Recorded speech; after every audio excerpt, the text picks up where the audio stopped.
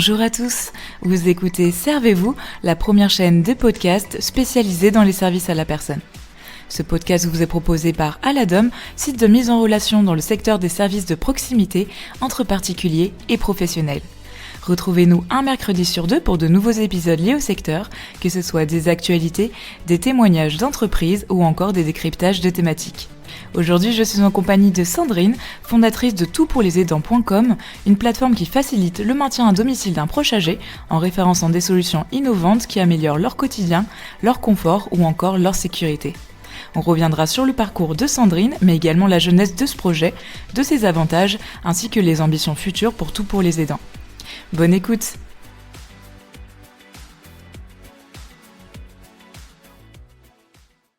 Donc, bonjour Sandrine, merci d'être présente aujourd'hui sur la chaîne de Servez-vous. Bonjour Célia, merci beaucoup de m'accueillir dans ce podcast. Pas de problème. Donc, pour introduire un peu cet épisode, pour commencer, est-ce que tu pourrais te présenter et nous raconter un peu ton parcours? D'accord, mon parcours. Alors bon, j'ai 45 ans, donc je vais revenir un peu en arrière. Je m'appelle Sandrine Morieux. Donc pour revenir à mes études, moi j'ai fait des études assez généralistes. J'ai un DUT technique de commercialisation qui date un peu maintenant. Après avoir décroché mon DUT, je suis partie comme fille au pair aux États-Unis quand j'avais 20 ans. Ça, j'en parle parce que je pense que c'était mon premier vrai grand choix, prise de risque et vraiment super. Donc voilà. Et à mon retour de cette année en fait de fille au pair, j'ai travaillé un peu dans la communication et le marketing. Et puis après, je me suis orientée dans la vente parce que j'avais envie d'être en contact direct avec les gens. Déjà à l'époque, je sentais que j'avais besoin d'être en lien humain.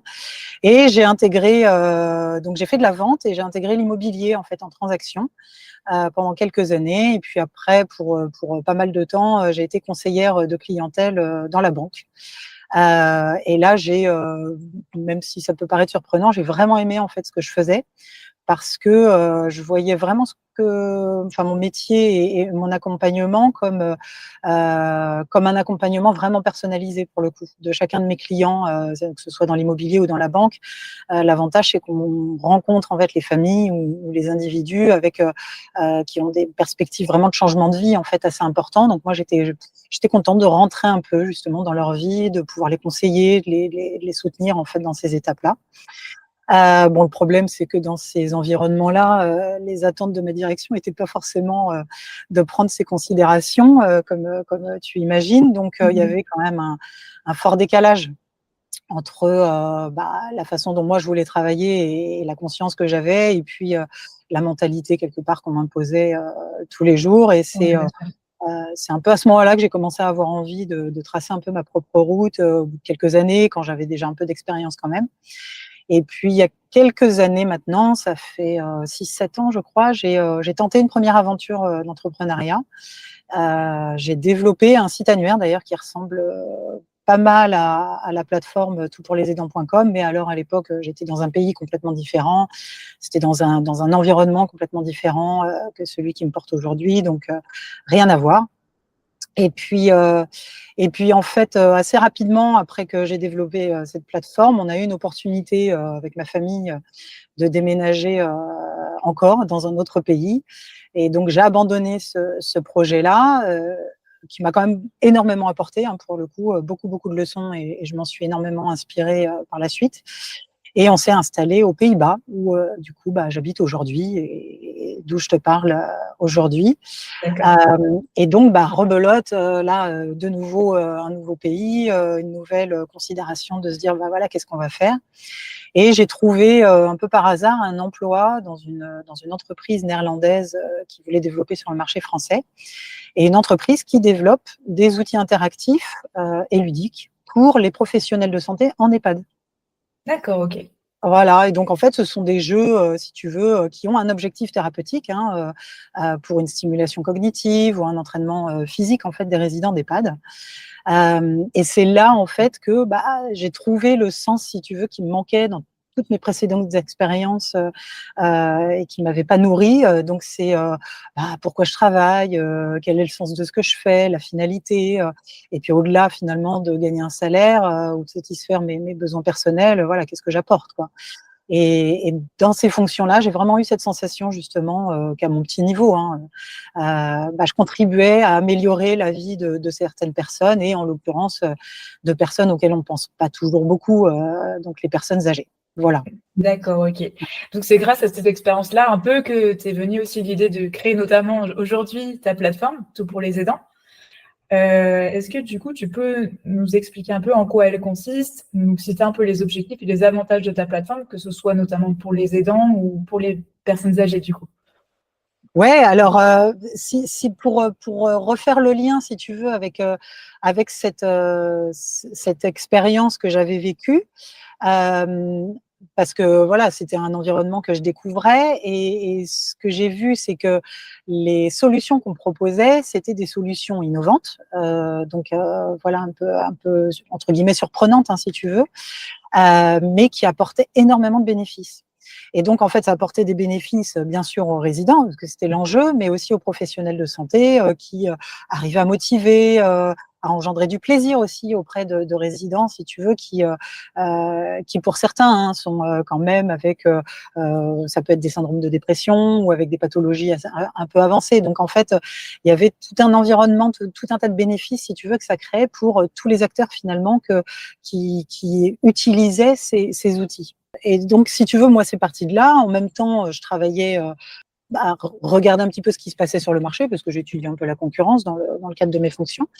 Et puis, je me suis rendu compte de l'importance, si tu veux, de l'offre. C'est-à-dire qu'on était loin d'être les seuls. Il y avait beaucoup, beaucoup de solutions qui étaient présentées aux EHPAD, qui pouvaient se présenter comme des concurrents, mais finalement, je pense qu'on était plus des confrères, parce que toute solution avait ses propres atouts, ses propres bénéfices, et puis elles étaient complémentaires en fait. On était tous un peu complémentaires.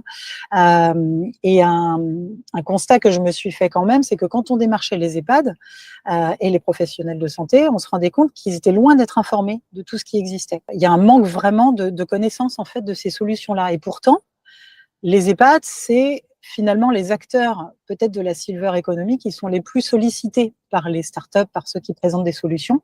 On comprend très bien l'enjeu, si tu veux, pour une entreprise qui se lance, de se dire qu'elle va essayer d'avoir un grand compte plutôt que d'essayer de prospecter en fait sur du grand public, qui coûte beaucoup plus cher.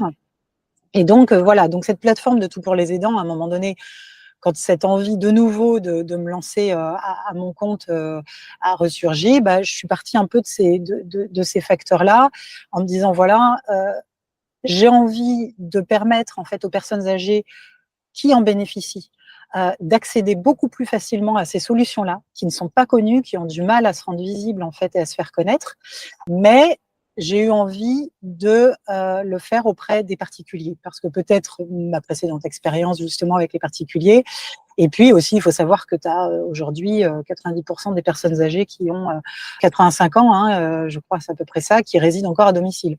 Donc en fait, la plateforme, elle est destinée à améliorer la vie, le maintien à domicile en fait des personnes âgées, donc qui vivent encore chez elles.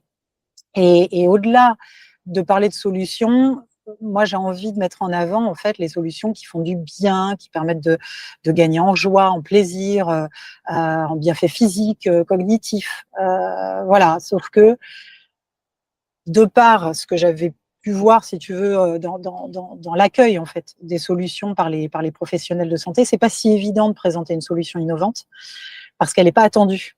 Elle n'est pas attendue ou elle n'est pas comprise en fait de prime abord. Donc essayer de s'adresser directement aux personnes âgées, c'est pas toujours évident, en fonction de l'âge ou des canaux que tu veux utiliser. Et donc, comme j'avais remarqué que les meilleurs prescripteurs et finalement les meilleurs soutiens pour faire utiliser les solutions en fait aux résidents, c'était les professionnels de santé, parce que c'était eux qui connaissaient le mieux les résidents, c'était eux qui savaient quels arguments il fallait utiliser pour convaincre telle ou telle personne, tu vois, de jouer une première fois. Après, ça se faisait tout seul, mais c'était convaincre en fait d'essayer en tout cas et d'amener à utiliser cette solution.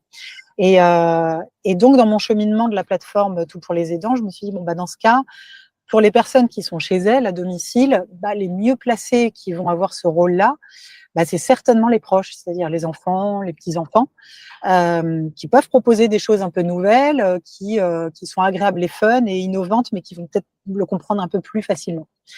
Donc voilà un petit peu le cheminement, si tu veux, qui m'a fait arriver à Tout pour les aidants. Et du coup, ta question, pardon, c'était? Oui, si tu pouvais nous citer les avantages de la plateforme et des objectifs qu'elle impliquait, mais que ce soit effectivement pour les aidants ou pour le proche âgé, même si tu en as un peu parlé, effectivement, tu disais que pour l'aidant, justement, c'était de rechercher facilement en ligne des solutions innovantes pour son proche âgé. Oui, c'est ça en fait. Comme je le disais, c'est vraiment de faciliter la découverte des solutions. Donc en fait, pour les proches et les aidants, parce que en fait, tout le monde ne se considère pas assez facilement comme un aidant, même si je pense que beaucoup le sont sans le savoir ou sans se définir comme tel. Mais il peut y avoir deux cas, si tu veux. Quand, par exemple, on a nos parents qui commencent à montrer des signes de vieillissement, qui sont en début de perte d'autonomie. Globalement, moi je suis complètement dans cet état d'esprit. Mes parents sont tout à fait autonomes encore, mais c'est vrai qu'ils commencent à avancer en âge.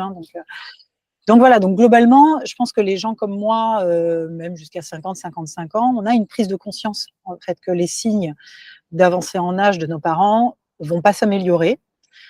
Qu'il faut rester vigilant en fait, qu'il faut juste faire attention à certains signes, tu vois, qui pourraient démontrer une forme de fragilité ou en tout cas peut-être de changement de situation pour aller vers quelque chose qui est moins drôle.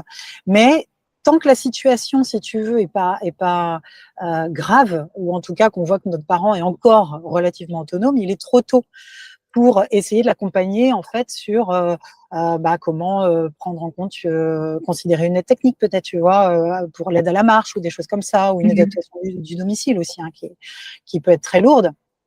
Et donc en fait, pour ces personnes-là, la plateforme, elle est là pour s'inscrire justement comme un outil, des idées de solutions qui vont certes remplir en fait le besoin de sécurisation, si tu veux, de prévention de la perte d'autonomie de leurs proches, mais avec une présentation de solutions qui sont ludiques, qui sont agréables, qui sont pas stigmatisantes en fait, et donc qui vont être certainement plus faciles à être acceptées par leurs proches âgés. Ensuite, tu as des profils qui ont passé un peu cette chronologie-là, qui vont avoir des parents qui sont peut-être déjà dépendants d'ailleurs, ou qui sont obligés de soutenir de manière beaucoup plus régulière. Et là, dans ce cas-là, l'objectif de la plateforme, c'est de leur permettre comment je peux dire, de donner, si tu veux, une image un peu différente à leur quotidien en tant qu'aidant et à celui de leurs proches, donner une image un peu différente à leur soutien, c'est-à-dire de sortir du cadre qui tourne beaucoup autour du pratique, du médical, de l'administratif, enfin tout ce qui est un peu lourd et assez peu joyeux, et finalement de leur proposer des choses qui sont là justement pour alléger un peu la charge de l'aidance, leur montrer qu'il y a encore des choses qui sont tout à fait possibles et adaptées, qui vont leur faire du bien à eux comme à leur aider. Donc voilà, donc il y a ces deux profils un peu différents à qui ça se prête, et du coup la plateforme elle est développée pour faciliter la découverte des solutions à ces profils-là et grâce à des catégories avec des filtres avancés. L'objectif, c'est pas juste d'avoir un site annuaire, c'est aussi d'essayer d'orienter en fait les résultats de recherche en fonction des centres d'intérêt, de la personnalité du proche âgé aussi, parce que c'est pas parce qu'on a 85 ou 90 ans qu'on n'a pas sa propre personnalité ou ses propres envies. Bien sûr. Bah ouais, c'est vrai que souvent, tu sais, on fait une généralité en disant les personnes âgées, mais il y a pas un type de personne âgée, il y en a une multitude. Donc la plateforme, elle est là justement pour essayer d'orienter les résultats en fonction de ça. Et puis après, ça va dépendre aussi des besoins et des capacités. Et donc on a des filtres aussi qui vont orienter les résultats de recherche par rapport à ça. Et puis la plateforme, elle n'aurait pas grand intérêt si c'était juste, si tu veux, référencer pour référencer. Encore une fois, en me servant de ma précédente expérience, le principe de proposer une solution innovante qui n'est pas attendue, qui n'est pas connue, il est compliqué, si tu veux, à faire convaincre. Et donc, c'est pour ça qu'on développe, ou en tout cas, on propose des pages qui sont très détaillées, avec une présentation des solutions qui va quand même plus loin que juste donner le nom et 2-3 bénéfices. L'objectif, c'est vraiment de mettre en avant dans quel contexte tu peux le mettre en place, pour quel type de personne c'est le plus approprié. Voilà, il y a tout un tas je pense qu'il y a un travail d'explication à avoir pour ce type de solution qu'on essaye de démontrer avec la plateforme pour faciliter en tout cas la compréhension de ce qui est proposé. Bien sûr, ça permet aussi justement à ces partenaires en fait d'avoir une sorte de petit site vitrine en fait pour eux aussi, leur donner de la visibilité, les mettre en avant. C'est tout à fait aussi le deuxième objectif, parce que même si l'objectif principal, c'est bien sûr les particuliers, les personnes âgées, mais parce que moi, j'ai été aussi dans le côté proposition de solutions innovantes, et je sais à quel point c'est compliqué d'émerger dans ce secteur. Et pourtant, et là, notamment depuis que j'ai développé cette plateforme, j'ai vraiment eu l'expérience, parce que j'ai discuté avec je ne sais combien d'acteurs de la Silver, et il y en a, mais tellement qui sont des toutes jeunes, même en termes d'âge. Donc, je trouve ça très beau d'ailleurs que autant de jeunes s'intéressent au bien vieillir et à leurs aînés. Et franchement, il y a très peu. Je peux même pas compter, en fait, si tu veux, sur une main, le nombre de personnes où tu ne sens pas la mission humaine qu'il y a derrière. Les gens ont vraiment profondément, et je pense que de toute façon, il y a personne qui se lancerait dans la Silver en imaginant devenir riche, parce que c'est pas comme ça qu'on gagne de l'argent, je crois pas. Les acteurs de la Silver, tous ceux à qui je parle, ils ont profondément en fait envie de faire avancer la question du bien vieillir. Et donc ces gens-là, j'ai aussi envie de les accompagner. Alors moi, je peux pas les accompagner sur tout. Mon discours et vraiment ce que j'essaye de mettre en place, c'est au moins de leur dire, voilà, sur la visibilité auprès des proches de personnes âgées, j'ai envie d'en faire mon affaire, je sais comment faire, je sais qu'on va bien travailler en fait les messages et la présentation de votre solution, et donc du coup je pense que ça leur facilite, ça leur enlève une part entre guillemets un peu de difficulté de communication en fait et de message. Voilà, donc c'est aussi un soutien, oui, pour les professionnels, je pense.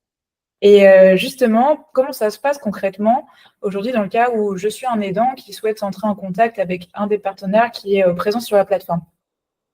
Ouais, en fait, c'est vraiment super simple parce que la plateforme, elle est complètement ouverte.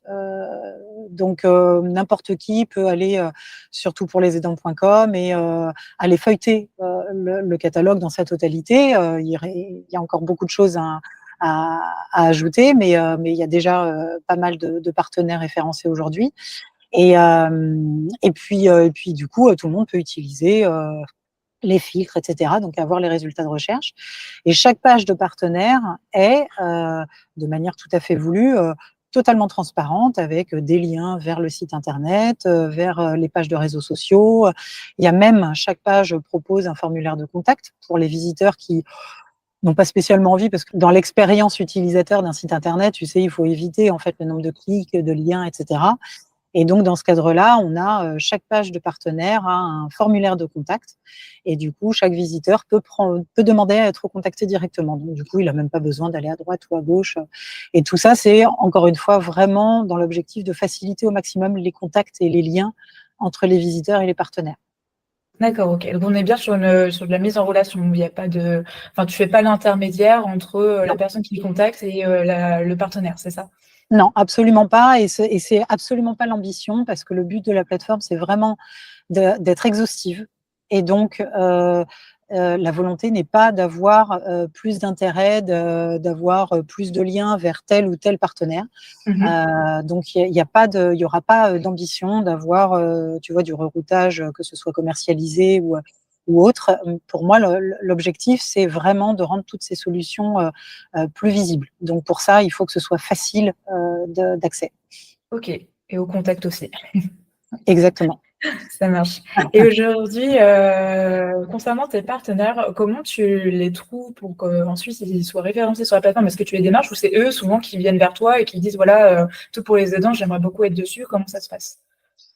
Écoute, vu qu'on est une plateforme encore très récente, c'est beaucoup de démarchage. Et en fait, ce sera de toute façon toujours quelque chose que j'aurai envie de faire, parce que en fait, toutes ces solutions, c'est pas si évident déjà de se faire connaître au point d'être contacté toujours en direct. Et c'est surtout que j'ai envie de pouvoir trouver les petites pépites partout où elles sont. Et ça sera toujours un travail un peu de petite fourmi, tu sais, parce que là, moi, ce qu'on fait aujourd'hui, c'est vraiment des liens, et donc on essaye d'avoir un scope en fait assez large des professionnels qui proposent une solution innovante. Donc beaucoup de démarchage. Maintenant, c'est vrai que avec les quelques mois maintenant de communication, et je pense qu'ils sont assez efficaces, on est de plus en plus démarchés. Donc par des professionnels de la Silver qui je pense que là c'est clair, ils ont ce besoin en fait de visibilité et du coup ils nous contactent pour savoir comment on peut travailler ensemble. Et après, ça c'est un point peut-être un peu important. La plateforme, elle a vraiment pour vocation de référencer des gens qui font sens compte tenu de ce que j'ai dit précédemment. C'est-à-dire que le but, c'est vraiment d'avoir de l'innovation, alors même si c'est pas du high-tech, hein, parce qu'il y a beaucoup de services qui sont innovants juste parce que ils ont une façon d'aborder en fait leur service ou leur approche de manière un peu nouvelle. Mais du coup, voilà, c'est ce principe d'aller voir out of the box, si tu veux, pour le bien vieillir. Et puis que ça fasse du bien dans le principe des loisirs, du fun, voilà, le bien vieillir dans le sens vieillir heureux. Donc il y a une sélection et l'objectif, c'est vraiment qu'on en discute après avec chaque acteur, qu'on voit ensemble, parce que de toute façon, c'est dans leur intérêt et le nôtre que ça fasse sens d'être sur la plateforme. Oui, bien sûr, c'est normal.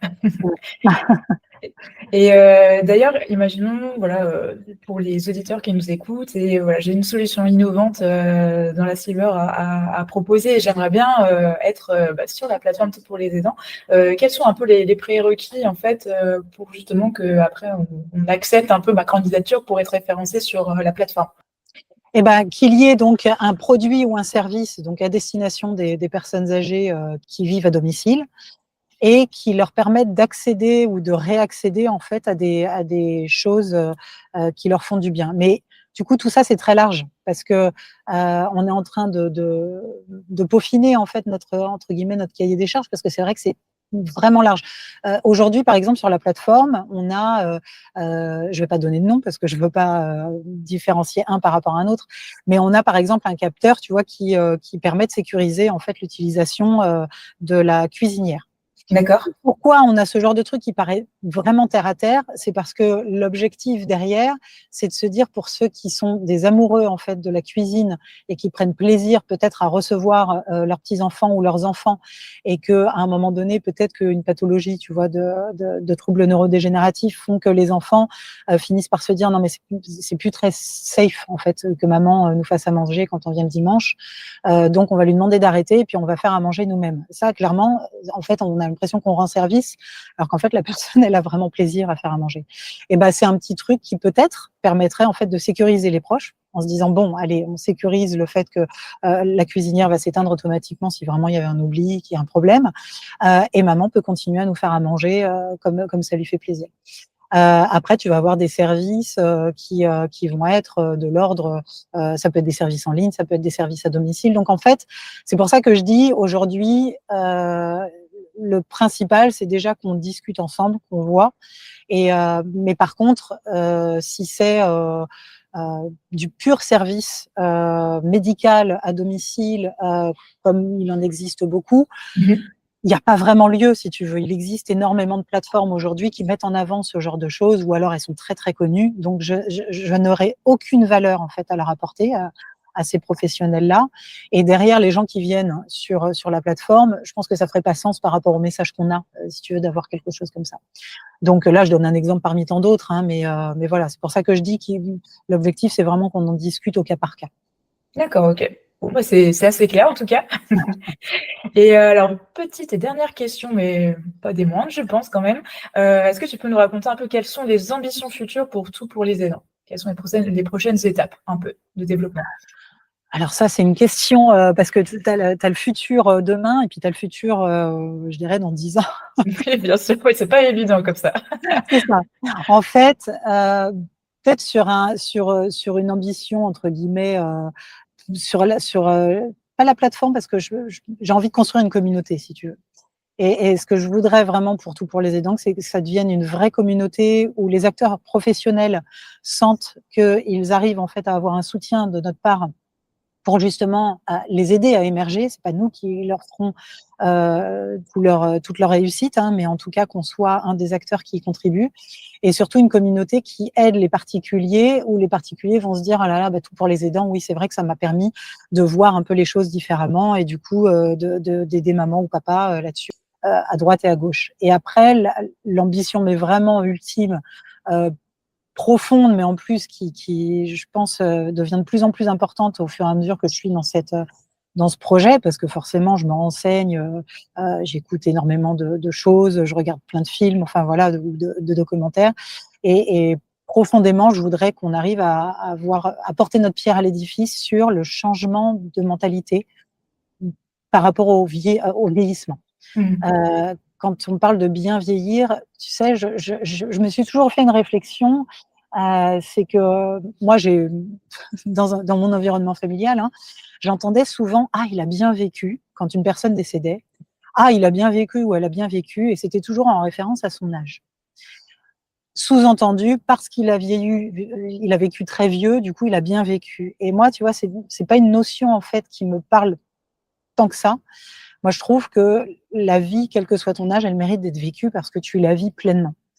Et voilà, imaginer que ce qu'on met en place, ça aura quelque part un peu de résonance dans cette recherche de dire: «Ah, il a bien vécu parce qu'en gros, jusqu'à son dernier jour, jusqu'à son dernier souffle, et ben, il a pris plaisir ou elle a pris plaisir à faire des choses qu'elle aimait, qui lui ressemblaient, à voir du monde, à faire ci ou à faire ça». Et ben voilà, si nous, quel pourcentage, si tu veux, de contribution on apportera, je ne sais pas, mais en tout cas, si on y contribue un tout petit peu, bah, ce sera vraiment quelque chose enfin, ce serait formidable. En tout cas, c'est un très beau projet. J'aime beaucoup, le sens que tu donnes, en fait, dans cette, phrase-là, le bienveillir. Je suis d'accord avec toi. Je pense que, voilà, peu importe l'âge qu'on a, il faut vivre pleinement la vie avec joie et bonne humeur, Ouais. j'ai envie de dire. Donc, même si, voilà, on est en perte d'autonomie, ça ne nous empêche pas de faire, certaines choses, hein. On peut toujours, à mon avis, être aidé et accompagné justement pour connaître, ces moments de plaisir. Donc, je pense que Tout pour Complètement. les aidants est là pour ça aussi. C'est Donc, exactement ça. Il y a tellement de choses qui sont justement adaptées, même à des gens qui ont vraiment des pathologies un peu avancées ou qui ont des capacités même motrices très limitées. Il y a tout un tas de choses qui existent. Donc, on est loin, loin, loin avec la plateforme aujourd'hui de tout représenter. Mais en tout cas, l'objectif, c'est bien de s'étoffer et du coup de montrer à tout le monde que tout ça est possible. C'est sûr. Et en plus, je sais que bon, maintenant aussi, les jeunes générations, voilà, si elles veulent rentrer un peu dans ce secteur-là, la cyberéconomie, il y aura toujours de belles innovations. Et je pense que voilà, le champ des possibles, on va ouvrir le champ des possibles justement pour aider nos aînés. Et ça, c'est encore une belle chose pour l'avenir. Exactement. On a ça en commun. Super. En tout cas, je te remercie, Sandrine, pour cet échange. On a fait un peu le tour des questions. Merci, Célia. Et donc, pour les personnes qui nous écoutent, donc n'hésitez pas, si vous êtes une entreprise qui propose des solutions innovantes pour faciliter le maintien à domicile des personnes âgées, ou encore si vous êtes un aidant qui souhaiterait trouver des solutions innovantes pour ses proches, n'hésitez pas à consulter leur plateforme toutpourlesaidants.com. Voilà, c'est tout pour cet épisode. J'espère sincèrement qu'il vous a plu. Donc n'hésitez pas à vous rendre sur leur site internet ou sur leurs réseaux sociaux pour suivre tous leurs projets. Vous trouverez d'ailleurs tous les liens en description de l'épisode. Et comme d'habitude, si vous avez aimé ce format, vous pouvez également suivre le compte Instagram servez-vous-podcast pour être au courant des dernières sorties. Je vous souhaite à tous et à toutes une bonne journée ou soirée et je vous dis à bientôt pour un prochain épisode.